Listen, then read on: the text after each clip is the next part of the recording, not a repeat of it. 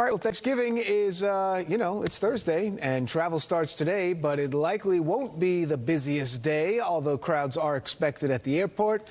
We sent our Briella Tomassetti, though, to Newark to check things out. Looked like you got a nice little crowd out there early on a Monday morning, Briella. Yeah, the crowd's already starting again.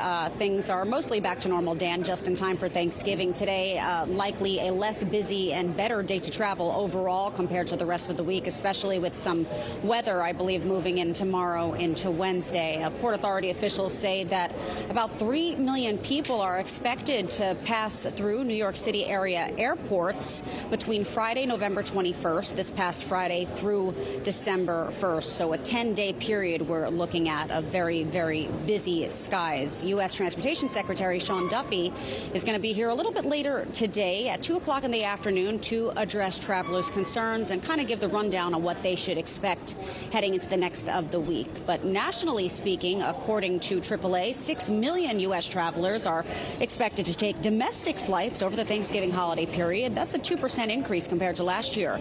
That figure could end up being slightly lower if some air travelers make other plans following recent flight cancellations.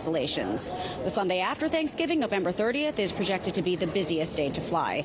And naturally, talk of delays in any capacity could create more stress for airline passengers, with the government shutdown still fresh in many of their minds. Here's how some air travelers we spoke with were feeling ahead of the holiday travel rush. How many times we were going to fly around before we landed, because I knew there was one air traffic controller in the tower for like 3 hours, and I was like, whoa. So you're worried about that? Yeah. I've been following the news closely.